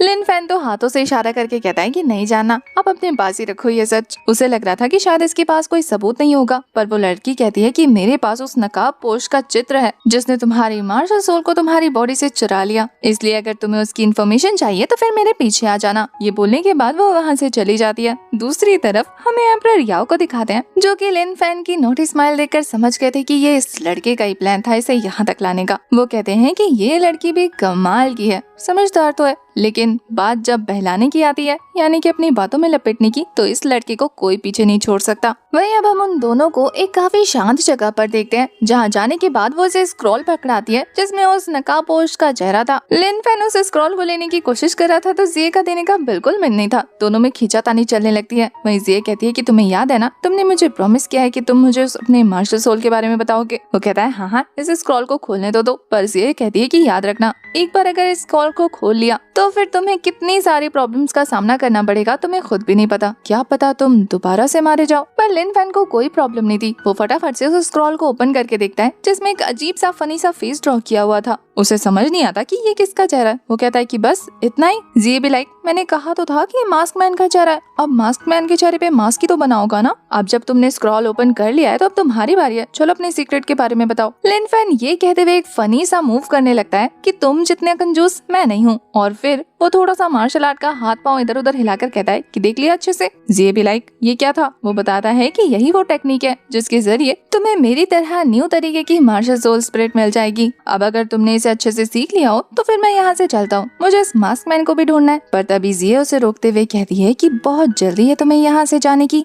आखिर मुझे देखने तो दो कि दोबारा जिंदा होने के बाद तुम्हारे पास कौन कौन सी नई पावर्स आई हैं। और फिर वो हमारे लिन फैन को रोकते हुए उस पर हमला कर देती है। अब तक तो आप लोग समझ ही गए होंगे कि लिन फैन को मारने वाली और कोई नहीं बल्कि यही बंदी है, जो कि उसे उठाकर एक अजीब सी जगह पर पहुंचा देती है। ये एक तरीके का अनकॉन्शियस प्लेस था जो कि चारों तरफ से ब्लड से घिरा हुआ था। वहाँ जाने के बाद लिन फैन को अजीब अजीब से विजन्स दिखाई देने लगते हैं। वो समझ जाता है कि उसकी अजूरे ड्रैगन मार्शल सोल यहीं पर मौजूद है और उसे यहीं से लेकर जाना होगा। वहाँ पर उसे चारों तरफ कंकाल पड़े हुए दिखते हैं, जो कि उसकी एनर्जी अब्सॉर्ब करते ही एक बड़े से जायंट बीस्ट में कन्वर्ट हो चुके थे। और वहाँ हमारे लिन फैन को देखने के बाद ये लोग भी समझ जाते हैं कि उन्हें इस बंदे की भी मार्शल सोल खींचनी है। इसके बाद वो बड़ा सा गोरिल्ला जैसा इंसान हमारे लिन फैन की तरफ अटैक करने के लिए आगे बढ़ने लगता है। तो लिन फैन फटाक से अपने कैनन को बाहर निकाल कर अटैक थ्रो करने वाला था, एम्परर याओ भी समझ जाते हैं कि उन्हें क्या करना है, तो वो तोप का गोला तैयार कर लेते हैं। पर इस बार लिन फैन का अटैक उतना ज्यादा पावरफुल नहीं था जितना पिछली बार उसने एल्डर को उड़ाते हुए किया था। इस अटैक से उस बड़े से इंसान को कुछ भी नहीं होता। उसके लिए तो ऐसा था जैसे कि किसी ने उसे हल्का सा थप्पड़ मारा हो। लिन फैन भी ये देखकर हैरान था कि उसके अटैक का इस बंदे पे कोई असर नहीं हुआ। वहीं वो बंदा तो उड़ा कर लिन फैन को दूर फेंक देता है। अब एक ही लिन फैन को संभालना मुश्किल होता जा रहा था, वहाँ पे चार ऐसे बंदे आ जाते हैं। और ये देखने के बाद लिन फैन हमारे एम्परर याओ से कहता है कि तुम खड़े खड़े मेरा मुंह क्या देख रहे हो, जल्दी से कुछ दो ना। हमें दूसरी तरफ एम्परर याओ को दिखाते हैं जो कि अपने बहुत सारे खजानों में से एक काफी अच्छा सा खजाना ढूंढ रहे थे, कहाँ है करते हुए। वहीं दूसरी तरफ हमारा लिन फैन बड़ा मुश्किल से उन लोगों से बच रहा था। वो तो कहता है कि अब क्या मेरे मरने के बाद निकाल के दोगे। तभी हमारे एम्परर याओ एक स्क्रॉल निकालते हैं जिसमें अजीब सा स्पिरिचुअल पैटर्न बना हुआ था। जैसे ही वो स्क्रॉल को डिस्ट्रॉय करते हैं उनकी स्पिरिचुअल पावर बहुत तेजी से इंक्रीज हो जाती है और हमारे लिन फैन का कॉन्शियसली फिर से स्पिरिचुअल पावर से भर जाता है। और वहीं बाहर दिखाते हैं उसकी आंखों का कलर पूरी तरीके से चेंज हो गया था और अब उसके अंदर एक बीस्ट की ताकत आ जाती है। बस फिर क्या था,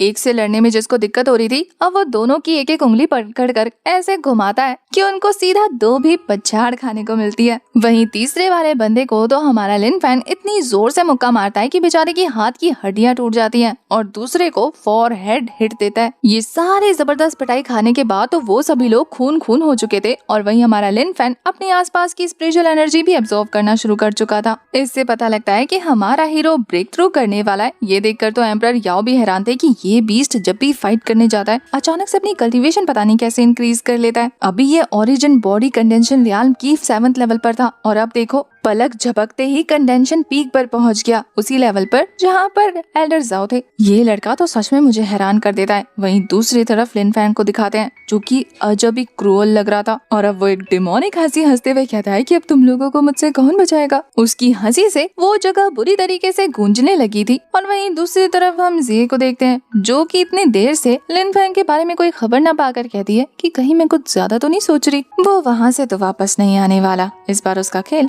हमेशा के लिए खत्म है। ये बोलने के बाद वो वहाँ से जाना शुरू कर देती है। उसके जाने के बाद ही उस जगह पर हल्की हलचल शुरू हो चुकी थी। देखते ही देखते उस जगह का बैरियर ब्रेक हो जाता है और हमारा लिन फैंग उस राक्षस की मुंडी लेकर अपने हाथ में वहाँ से काफी कूल एंट्री ले चुका था। उसे देखकर तो इस बंदी के पांव कांपने लग गए थे। वो कहती है कि वर्ल्ड शेकिंग किलिंग टैलेंट, आखिर ये बंदा क्या चीज है। उसे तो लग रहा था कि कहीं अब ये उस पर हमला ना कर दे, तो वो फाइट के लिए रेडी होना शुरू हो चुकी थी। पर लिन फैन आता है, चुपचाप उसके हाथ में उस राक्षस की मुट्ठी पकड़ाते हुए कहता है कि मुझे भूख लगी है, सिस्टर को बोलूंगा कुछ अच्छा सा पका कर खिलाए। और ये बोलकर वो वहाँ से जाने लगता है। वहीं ज़े का दिल अब हमारे हीरो के लिए धड़कने लगा था। वो उस राक्षस को डिस्ट्रॉय करते हुए कहती है कि मुझे तुम्हारे अंदर और ज्यादा इंटरेस्ट आने लगा है। एम्परर याओ भी सोच रहे थे कि सिर्फ एक बार सोचा और एक बार में मार दिया, तुम्हारी सेल्फ कंट्रोल भी कमाल की है। एम्परर याओ के हिसाब से तो लिन फैन को इस लड़की को यही मार देना चाहिए, पर वो तो सही वक्त का इंतजार कर रहा था। जिस स्क्रॉल को एम्परर याओ ने ब्रेक किया था उसमें कल्टीवेशन टेक्निक थी जिससे प्रैक्टिस हो चुकी थी हमारे लिन फैन की। तो वो कहता है कि आपकी ये कल्टीवेशन टेक्निक सच में कमाल की थी, मजा आ गया,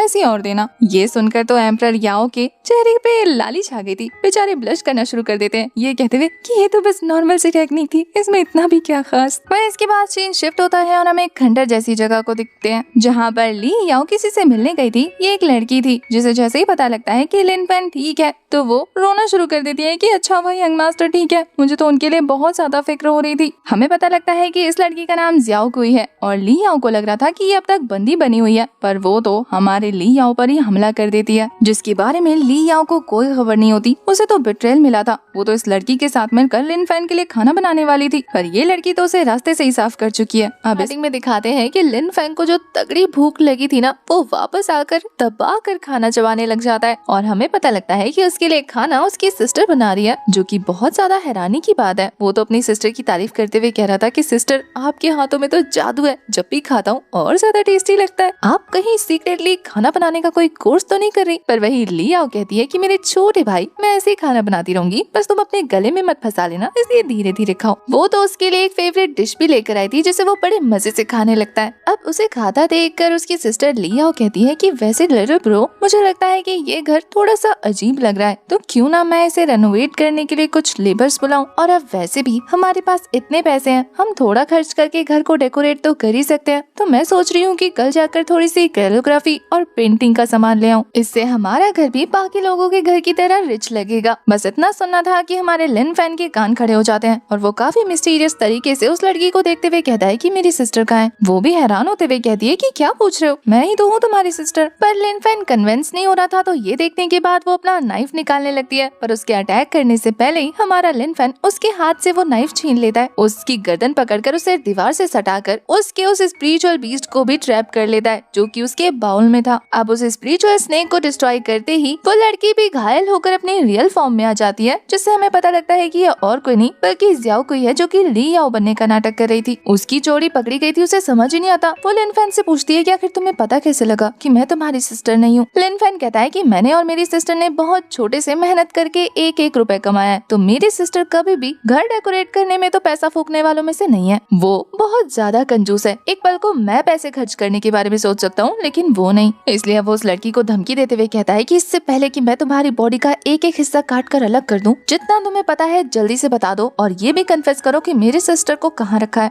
ये बंदी भी कसम खा लेती है कि वो लिन फैन को कुछ नहीं बताएगी। वो कहती है कि तुम्हारी सिस्टर, उसे तो मैंने पॉइजन दे दिया, तुम्हारे पास ज्यादा वक्त नहीं बचा, इसलिए ढूंढना है तो अपनी सिस्टर को खुद ढूंढ लो। ये बोलने के बाद वो खुद ही को खत्म कर लेती है। उसकी पूरी आंखें काली पड़ चुकी थी, ऐसा लग रहा था जैसे कि वो कोई काफी पुरानी लाश हो। लिन फैन ये देखकर चौंकता तो है, पर उसके पास ज्यादा वक्त नहीं बचा था, तो वो जल्दी से अपना दिमाग दौड़ाता है और वहाँ पर मौजूद जियाओ गुए की स्पिरिचुअल मार्शल सोल को पकड़कर उसकी सबकॉन्शियस मेमोरी का यूज करके वो उसका ठिकाना ढूंढ लेता है जहाँ पर उसकी सिस्टर को रखा गया है। वो उसी के एक मेंशन के रूम में थी जहाँ पर उसे एक बक्से के अंदर भर के रखा हुआ था। ठिकाने का पता लगाते ही वो ज्यादा देर नहीं लगाता, क्योंकि वो समझ चुका था कि उसकी सिस्टर के पास ज्यादा वक्त नहीं बचा। वो दौड़कर जाकर उस बॉक्स को ओपन करता है, तो उसे ओपन करते ही उसे काफी सारा पॉइजनस गैस देखने को मिलता है जो कि उसकी सिस्टर की बॉडी से रिलीज हो रहा था। पॉइजन के इफेक्ट की वजह से उसकी सिस्टर की बॉडी के वेन्स दिख रहे थे जो कि पूरी तरह से काले पड़ चुके थे। जैसे ही लिन फैन अपने सिस्टर को इस हालत में देखता है, वो फटाफट से उसकी घाव वाली जगह को टच करके चेक करने वाला था, पर तभी एम्परर याओ से ऐसा करने से रोकते हुए कहते हैं कि इस पॉइजन को छूना मत, ये छूने से फैलता है, तो अगर तुमने इसे छुआ तो अपनी सिस्टर को बचाने की जगह तुम्हें बचाने की जरूरत पड़ेगी। एम्परर याओ तो अभी भी मजाक के मूड में थे। ये देखकर लिन फैन उन्हें चुप कराते हुए कहता है कि बकवास बंद करके जल्दी बताओ इसे ठीक कैसे करूं। सबसे पहले तो वो अपनी सिस्टर को उस ताबूत में से बाहर निकालता है और सीधा लेटा देता है, और फिर अपने स्पिरिचुअल पावर का यूज करके उसकी बॉडी से सारा पॉइजन चूज कर अपनी कॉन्शियस में लेने लगता है, ये कहते हुए कि एम्परर याओ के पास इस पॉइजन से लड़ने का कोई ना कोई तरीका तो होगा ही, और वैसे भी ये सर्पेंट उनके लिए कोई ज्यादा प्रॉब्लम नहीं होगी, है ना एम्परर याओ।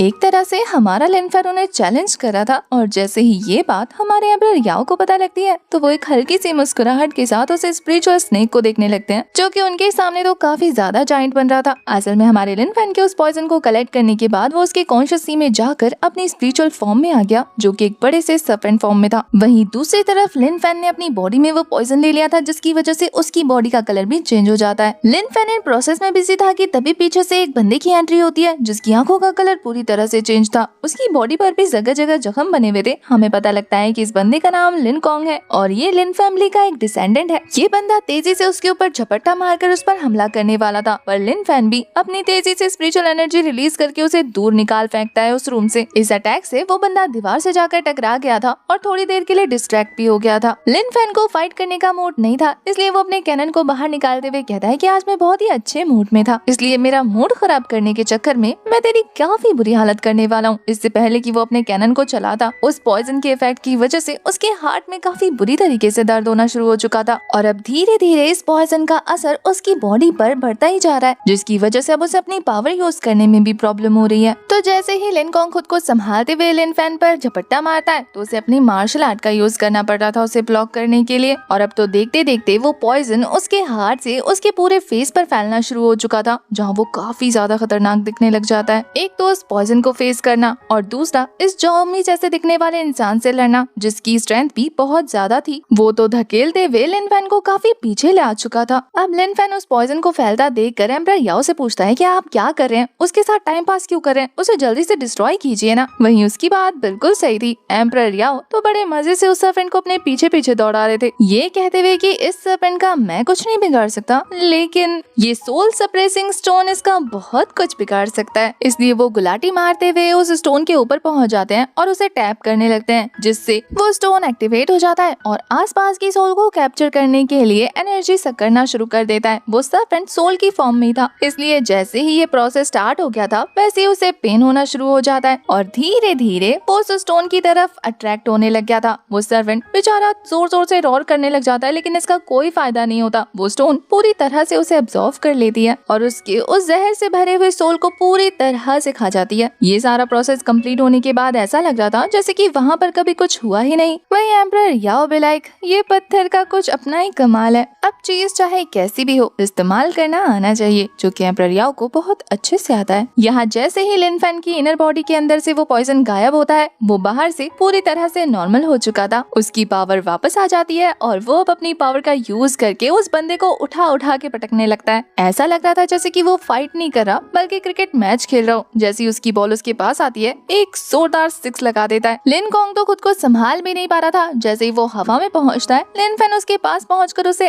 ऐसी ऐसी कुटाई लगाता है ना, ऐसा लग रहा था उसकी बॉडी के एक एक उर्जे पुर्जे तंग हो चुके हैं। अच्छी खासी धुलाई करने के बाद वो तो उसे जमीन पर दे मारता है, जिससे जमीन पर गड्ढा भी हो गया था। अब उस बंदे को अधमरा करने के बाद हमारा लिन फैन एम्परर याओ की तारीफ करते हुए कहता है कि मैंने सही समझा था, आप सच में बहुत बड़े बड़े मसलों को चुटकी में हल कर सकते हैं। अब एम्परर याओ तो अपनी तारीफ सुनकर काफी ज्यादा खुश हो गए थे, पर वो कहते हैं कि ये तो बहुत छोटी सी बात थी मेरे लिए। यहाँ दूसरी तरफ लिन फैन को दिखाते हैं, जिसने अपनी स्पिरिचुअल पावर अपने हाथ में कलेक्ट करना शुरू कर दिया था। शायद वो इस बंदे को जान से मारने की तैयारी कर रहा है, पर वो बंदा कहता है कि जाने दे भाई, अब नहीं जाऊंगा तेरे पैलेस के अंदर। ये बोलकर वो तो काफी बुरी तरीके से शेक करने लग गया था। उसकी आंखों में जो पहले गुस्सा नजर आ रहा था, अब ऐसा लग रहा था जैसे कि सारा गुस्सा ठंडा हो गया हो। लिन फैंग भी शांत हो जाता है, अपने अटैक को रोक लेता है। तभी पीछे से उसकी सिस्टर की आवाज आती है, जिसने उस बंदे को पहचान लिया था। वो उसका नाम बुलाते हुए कहती है कि लिन कॉन्ग, तुम यहाँ। पर लिन फैन तो अपनी सिस्टर की आवाज सुनकर उनके पास पहुँचते हुए कहता है कि आप उठ गई, क्या आप ठीक है, आपको कोई प्रॉब्लम तो नहीं हो रही ना। उसकी सिस्टर तो अंगड़ाई लेते हुए कहती है कि कितने दिनों से इतनी अच्छी नींद नहीं ली थी मैंने, ऐसा लग रहा है बहुत सुकून से सोई हूँ। तभी वो अपने भाई लिन फैन से पूछती है कि लिन कॉन्ग यहाँ पे क्या कर रहा है। लिन फैन हैरान था कि इस बंदे को उसकी सिस्टर जानती है। तभी लिन कॉन्ग की टूटी फूटी हालत देखकर उसकी सिस्टर परेशान होते हुए कहती है कि कजन, अगर तुम्हारे साथ ये सब किसने किया, ऐसी हालत कैसे हो गई। लियाओ कहती है कि जिसने भी तुम्हारा ये हाल किया ना, बस उसका नाम बताओ, मैं पर्सनली जाकर उसकी हड्डियों का सुरमा बनाती हूँ। अब उसकी सिस्टर उसे ही पीटने की बात करी थी, तो वो तो नर्वस होकर उसके पास जाकर कहता है कि इतना ज्यादा रिएक्ट करने की जरूरत नहीं है सिस्टर, मैं भी यही हूँ। और फिर वो लिन कॉन्ग से कहता है कि बताओ बताओ, डरने की कोई जरूरत नहीं है। यहाँ लिन फैन उससे पूछता है बहुत ही प्यार से कि तुम यहाँ पर क्या करने आए हो। बेचारा जो कि उससे डर रहा था वो अब रिलैक्स हो जाता है और फिर लिन फैमिली के पैलेस के अंदर जाने लग जाता है। वो अजीब से ज़ॉम्बी स्टाइल में चल रहा था। ये देखकर लियाओ भी लाइक, इसका सर्वर कहीं पर भिड़ गया था क्या, ये इतना अजीब बिहेव क्यों कर रहा है। पर लिन फैन समझ चुका था कि कोई तो मसला है। वो कहता है कि लिन फैमिली कहीं खतरे में तो नहीं। और फिर लिन कॉन्ग जो कि पैलेस के अंदर जा रहा था, वो दोनों उसके पीछे पीछे आते हैं, तो पता लगता है कि वो बचपन में अपनी हाइट नाप कर जहाँ पर अपना अपना नाम लिखा हुआ था ना, उस पिलर को देखकर अपने पुराने दिनों को याद कर रहा था। लिन कॉन्ग यहाँ अपनी फैमिली को घर वापस लाने के बारे में बात कर रहा था। लिन फैन समझ जाता है कि लिन कॉन्ग को लिन फैमिली के बारे में काफी कुछ पता है। वो कहता है कि तुम जानते हो बाकी फैमिली मेंबर्स कहाँ हैं? अगर तुम मुझे बता सको तो मैं सभी को घर वापस ले आऊंगा। इसी के साथ सीन शिफ्ट होता है और हमें स्पिरिट प्रिजन सेक्ट को दिखाते हैं, जहाँ पर एल्केमी रूम में एक बंदा काफी सारे लोगों को ट्रैप करके उन्हें मार मार के उनकी स्पिरिचुअल पावर से पिल बनाने की कोशिश कर रहा था। और वहीं दूसरी तरफ उस सेक्ट के मास्टर वू लियांग को 3 गार्ड्स मिलकर रिपोर्ट देने लगते हैं कि पिछले बैच में जो मेडिसिन तैयार हुए थे, उन्हें खाने के बाद 7 लोग मारे गए और काफी सारे लोग ऐसे थे जिन्हें पिल कंज्यूम करने के बाद वो अपने माइंड से आउट ऑफ कंट्रोल हो गए। ये सारी न्यूज सुनने के बाद भी वू लियांग को जरा भी फर्क नहीं पड़ रहा था, बल्कि वो गार्ड से कहता है कि इन छोटे मोटे मामलों के लिए अगर दोबारा मुझे परेशान किया तो मुझसे बुरा कोई नहीं होगा। और इसके अलावा मैं इस सेक्ट की भलाई के लिए ड्रग टेस्ट कर रहा हूँ, तो इसमें क्या बुराई है। अब एक खास चीज बनेगी तो थोड़ा नुकसान तो होगा ही ना। ये बोलने के बाद वो उस पिल का इंतजार करने लगता है जो कि उन लोगों को मार मार कर उनकी स्पिरिचुअल पावर से बन रहा था। ये रेड कलर की छोटी छोटी 3 पिल्स को देखने के बाद वो कहता है कि इस बार की पिल्स काफी ज्यादा अच्छी लग रही हैं। और फिर वो अपने पास मौजूद एक और ब्लड रिफाइनिंग पिल को बाहर निकालता है जो कि उन तीनों पिल्स के मुकाबले थोड़ी सी बड़ी थी। और फिर वो इन तीनों को इन पिल्स में ट्रांसफर करते हुए कहता है कि अगर ये वाला बैच सक्सेसफुल हो गया तो फिर मुझे आगे बढ़ने से कोई नहीं रोक सकता। फाइनली उसने 3 काफी पावरफुल ब्लड पिल्स रिफाइन कर ली थी। पहले तो वो इन पिल्स को खुद खाने का सोच रहा था, लेकिन अपने मुंह में डालने से पहले ही पता नहीं उसके दिमाग में क्या आता है, वो इन पिल्स को अपने उन 3 गार्ड को देते हुए कहता है कि इन्हें खाओ। वो तीनों तो काफी बुरी तरीके से डर जाते हैं, क्योंकि उन्हें पता था कि इन पिल्स को खाने के बाद बाकी लोगों का क्या हाल हुआ था और उनका भी क्या हाल हो सकता है। इसलिए वो सारे एक दूसरे को देखकर बेबस महसूस कर रहे थे। वहीं सेक्ट लीडर उन्हें धमकाते हुए कहता है कि किस चीज का इंतजार कर रहे हो, क्या मैं तुम्हें खिलाऊं। सेक्ट लीडर को नाराज होता देखकर उन्हें कुछ समझ नहीं आता और वो इस पिल को अपने अपने मुंह में डाल लेते हैं। इस पिल को खाते ही उनकी बॉडी से काफी तेज ब्लू कलर की एनर्जी रिलीज होनी शुरू हो चुकी थी और इन तीनों लोगों के ही सर में एक इंटेंस लेवल का पेन होना शुरू हो चुका था। ऐसा लग रहा था कि ये नजारा इस सेक्ट लीडर के लिए बहुत नॉर्मल सी बात है। वो ऐसे मुंह बनाता है जैसे कि उसकी कोई चीज टूट गई हो।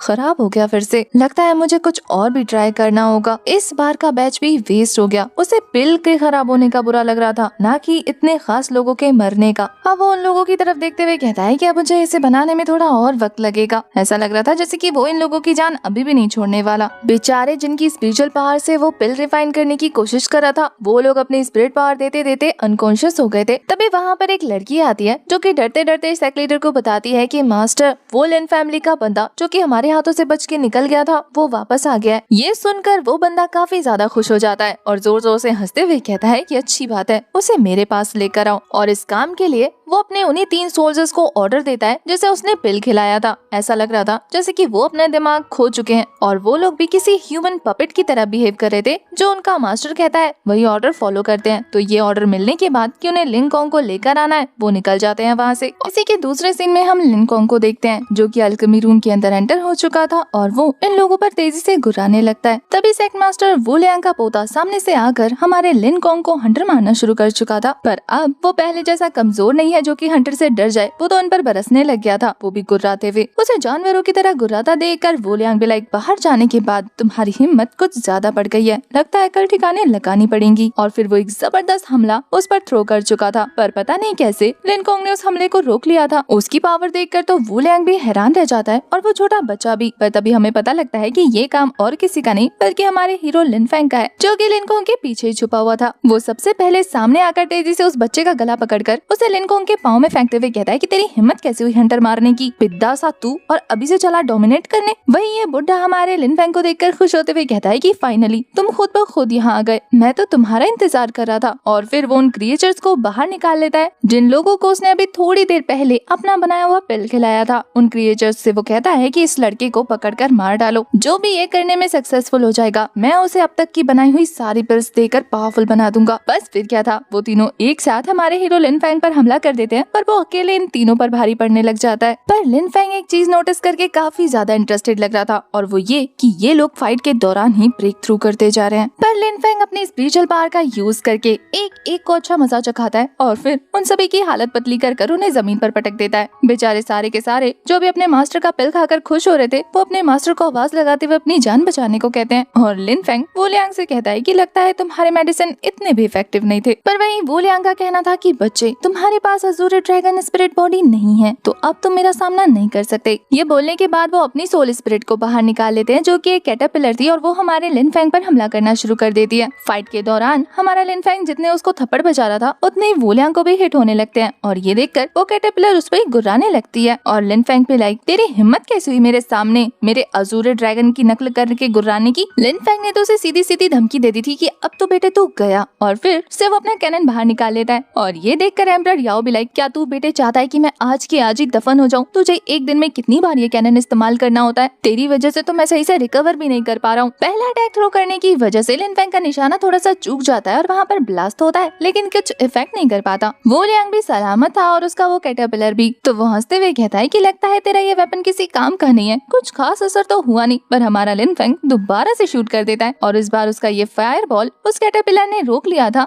जिससे वो लियांग भी लाइक, यार कितना करेगा, रहने दे बस कर। पर तभी देखते ही देखते वो बॉल अपना काम करती है और वहाँ पर एक और जबरदस्त ब्लास्ट होता है जिससे उस कैटरपिलर के चीथड़े उड़ जाते हैं और वो लियांग के मुंह से खून निकलना शुरू हो जाता है। और हमारा हीरो भी लाइक, अब सही से पकड़ा था ना मैंने इसे। पर वो लियांग का कहना था कि तुम कुछ ज्यादा जल्दी खुशी नहीं मना रहे, शायद तुम मेरी सोल स्पिरिट के बारे में अच्छे से नहीं जानते। मैं बता दूं कि इसे मारना नामुमकिन है, क्योंकि तुम इसके जितने टुकड़े करोगे ये खुद को फिर से जिंदा कर लेगा। और फिर तभी हमें देखने को मिलता है कि धीरे धीरे वो कैटरपिलर स्पाइडर की फॉर्म में कन्वर्ट होकर उससे हमारे लिन फैंग पर हमला करना शुरू कर चुकी है। पर लिन फैंग ने तो जानबूझ के उस कैटरपिलर को नहीं मारा था, क्योंकि वहाँ पर मौजूद लिन फैमिली के बाकी मेंबर्स उसकी पिटाई लगाना शुरू कर देते हैं। और ये देखकर वू लियांग को समझ नहीं आता कि उसके लोग उसके खिलाफ कैसे हो गए। वहीं लिन फैमिली के बाकी मेंबर्स ने तो मार मार कर उस बीस्ट की जान निकाल दी थी। अपनी सोल पावर के मर जाने के बाद वू लियांग भी मरने की एक्टिंग करने लगा था, पर हमें पता लगता है कि वो पूरी तरह से होश में है, क्योंकि अभी तक उसकी सोल स्पिरिट मरी नहीं है, बल्कि वो तो अपने छोटू फॉर्म में आकर वहाँ से बचकर भागने की तैयारी करी थी। पर तभी वो हमारे लिन फैंग के हत्थे चढ़ जाती है। वो सबसे पहले तो उस उस बीस्ट को बेहोश करता है और फिर उससे हमारे वो लियांग को डराने लगता है। इसी प्रोसेस के दौरान लिन कॉन्ग ने आकर एक अजीब सी चीज हमारे हीरो को शो कर दी थी, ये कहते हुए कि इससे ये बंदा अपनी ब्लड स्पिरिचुअल पावर को कलेक्ट कर रहा था। जब लिन फेंग उस आर्टिफैक्ट को अपने हाथ में लेता है तो उसे एक लड़की के विजन आने लगते हैं जो कि उसकी अजूरे ड्रैगन सोल स्पिरिट के बारे में ही बात कर रही थी। ये काफी धुंधली यादें होने की वजह से लिन फेंग को पता नहीं लगता कि आखिर वो लड़की कौन थी, पर यहाँ लिन फेंग को वो लियांग पर ही शक होने लगा था कि उसका अजूरे ड्रैगन इसी बंदे ने चुराया होगा। पर वो लियांग मना करते हुए कहता है कि नहीं, मैंने तो उस बंदे की हेल्प की थी जिसने तुम्हारा अजूरे ड्रैगन चुराया। मैं उसे पर्सनली जानता, मैं तो बस उसका प्यादा था और मुझसे काम करवाने के बदले उसने मुझे प्योर अजूरे ड्रैगन की स्पिरिचुअल पावर भी दी थी। उसी की हेल्प से तो मेरी कल्टीवेशन इंप्रूव हुई। अगर तुम चाहो तो मैं उससे बात करके किसी न किसी तरीके से उसे तुम्हारे सामने ले आऊंगा, बस तुम मेरी जान बख्श दो। पर लिन फेंग कुछ सोचते हुए कहता है कि मेरे पास इससे भी अच्छा प्लान है। मैंने सुना है कि आपका सेट इस पूरे सिटी में सबसे ज्यादा प्रेस्टिजियस सेट माना जाता है। वो लियांग के हामी भरने पर हमारे लिन फेंग के चेहरे पर एक इविल स्माइल आ जाती है और नेक्स्ट ही सीन में हमें मार्केट के बीचों बीच लिन फेंग को आराम फरमाते हुए दिखाते हैं, जहाँ उसके पाँव और कोई नहीं बल्कि वो लियांग दबा रहे थे और उनकी सेट के सारे डिसाइबल्स खुद को थप्पड़ मारते हुए अपने सेट की बुराई करने लगते हैं। चीख चीख के अपने सेट के बारे में बता रहे थे कि कैसे हमारे मास्टर फेक पिल बनाकर उसे लोगों को खिला रहे थे, जिससे ज्यादा देर तक कंज्यूम करने पर वो उनके गुलाम बन जाते। पर वो तो लिन फेंग है जिसने कि उन्हें सबक सिखाया और उन्हें सेकंड चांस दिया। उनकी बुराई सुनकर तो लोगों पर उनका गुस्सा सातवें आसमान पर पहुंच चुका था। वहीं दूसरी तरफ जिया भी भीड़ में शामिल होकर ये नजारे का मजा ले रही थी। वो तो हंसने लगती है ये सोचकर कि ये लड़का फिर से एक और कारनामा कर बैठा। एम्परर याओ लिन फेंग से कहते हैं कि तुमने ये तमाशा लगाकर अच्छा नहीं किया, तुम काफी लोगों का सेंटर बन चुके हो अट्रैक्शन का। पर लिन फेंग का कहना था कि अगर वो सेंटर ऑफ अट्रैक्शन नहीं बनता तो उसके दुश्मनों की नजर उस पर थोड़ी ना पड़ेगी। लिन फेंग ने जानबूझकर इस तरीके का सेटअप लगाया है ताकि उसका दुश्मन उसकी ये हरकतें देखकर अपने बिल से बाहर आ जाए। तभी वहाँ लिन याओ की भी एंट्री हो जाती है जो कि अपने भाई की इस हरकत पे काफी नाराज थी। वो कहती है कि तुम्हें इस तरीके से किसी को जलील नहीं करना चाहिए था। लिन याओ भी लिन फेंग से यही कहती है कि तुम्हारे काफी सारे दुश्मनों का ध्यान तुम पर आ जाएगा, तुम्हें डर नहीं लगता क्या? पर ये बंदा तो चिल होते हुए कहता है कि आपको भी नहीं डरना चाहिए, मैं हूँ ना। इसके बाद हमें सिहाई चैम्बर में जाना है और आप मेरे साथ चलेंगी, वहाँ तो इससे भी ज्यादा बड़ा हंगामा होने वाला है। अब नेक्स्ट सीन में हमें सिहाई ऑक्शन हॉल का सीन दिखाते हैं जहाँ पर लिन फेंग ने स्पिरिचुअल प्रिजन सेट से जो भी सामान चुराया था वो सभी ऑक्शन हॉल में रखवा दिया था बेचने के लिए, जिसे बड़े बड़े सिटी के मेंबर्स आते हैं खरीदने के लिए। बोली काफी देर तक चलती है और काफी सारा सामान बिक जाता है। उन बिके हुए सामान से आए पैसों को देखकर तो लिन याओ काफी ज्यादा खुश हो रही थी। उसे तो यकीन नहीं होता कि वो लोग रातों रात इतने अमीर हो गए। लिन फेंग अपनी बहन को खुश देखकर कहता है कि ठीक है ये सारे पैसे आप रख लो। वो तो फिर से उसे थप्पड़ मारकर चेक करने वाली थी कि ये सपना या सच, पर लिन फेंग को पता लग जाता है इसलिए वो अपना गाल पकड़कर छुप जाता है। अभी भी ऑक्शन खत्म नहीं हुआ था क्योंकि उनका लास्ट आइटम सेल होना बाकी था और ये और कुछ नहीं बल्कि वही ब्लड आर्टिफैक्ट था जिसके सामने आने से पहले काफी जबरदस्त स्पिरिचुअल एनर्जी रिलीज हो रही थी और इस आइटम ने सभी का ध्यान अपनी तरफ खींच लिया था। जैसे ही वो ब्लड स्टोन सभी के सामने आता है उसे देखने के बाद सभी लोग हैरान थे क्योंकि इस आर्टिफैक्ट के बारे में ऑलमोस्ट सभी को पता था कि इस आर्टिफैक्ट का यूज करने के बाद किसी की भी सोल पावर को आराम से खींचा जा सकता है। वहीं लिन फेंग सभी मेंबर्स की इस तरीके का रिएक्शन देखकर हैरान था क्योंकि उसे तो लग रहा था कि इस तरीके से वो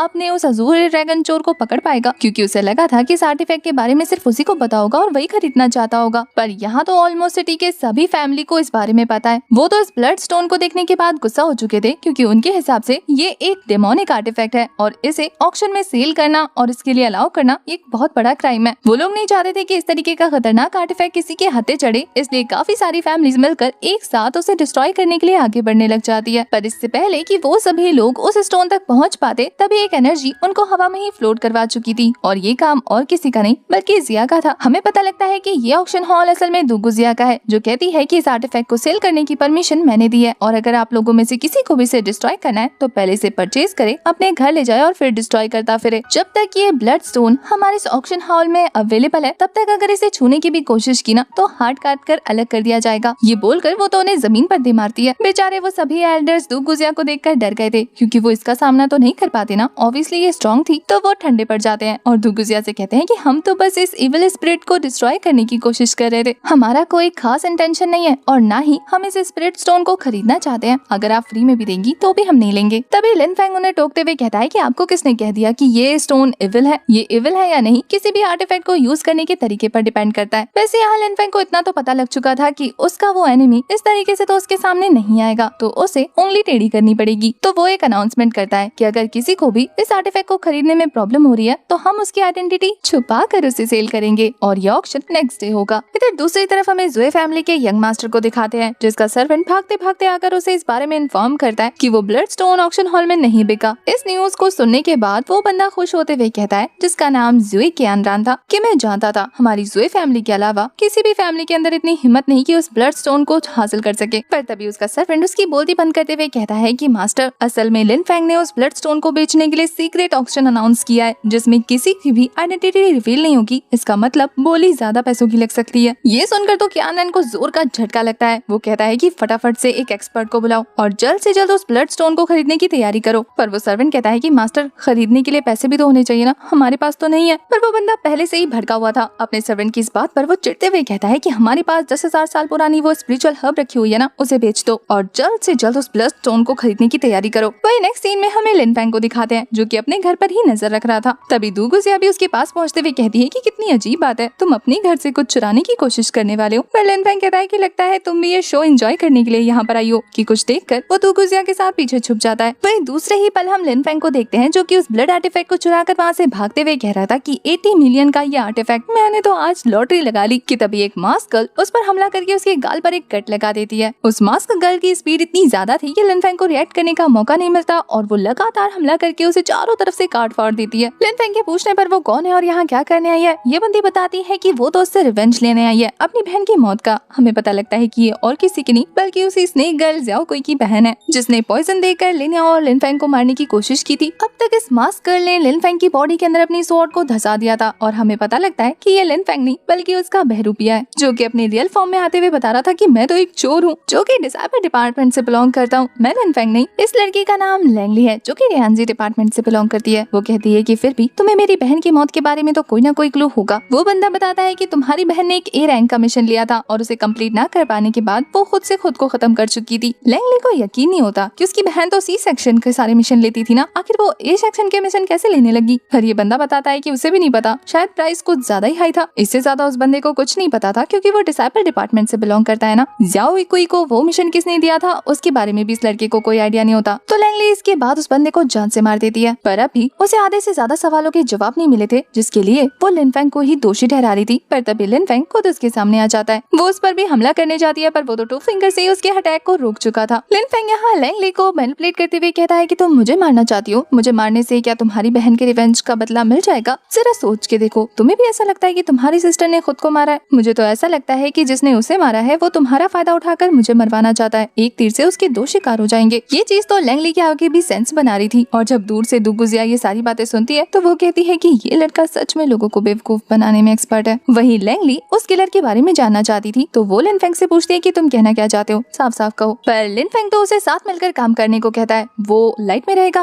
और लड़की डार्क में। यहाँ पर लिन फेंग लैंगली को स्टॉक करने को कह रहा था, यानी ऐसी छानबीन जिसमें कोई भी लिन फेंग को मारने की तैयारी कर रहा हो। पहले तो लैंगली ये कहते हुए मना कर देती कि मैं किलर हूँ, अर्थ डिपार्टमेंट के लोगों की तरह स्टॉकर नहीं। पर हमारे लिन फेंग का कहना था कि आज से बन जाओगी। वो तो वहाँ से 9 तो 11 हो जाती है। उसकी स्पीड देखकर तो जूगी जिया भी हैरान थी कि ये लड़की तो बहुत फास्ट है। जिया को लग रहा था कि अर्थ डिपार्टमेंट के लोगों के साथ रिश्ता बना के रखना लिन फेंग के लिए खतरनाक हो सकता है। पर अपना हीरो तो खतरों का खिलाड़ी है, माइंड नहीं करता, बल्कि जूगी जिया से कहता है कि सो जाओ, रात बहुत हो रही है। वो भी समझ जाती है कि ये लड़का सिर्फ इसी काम के लिए यहाँ पर था।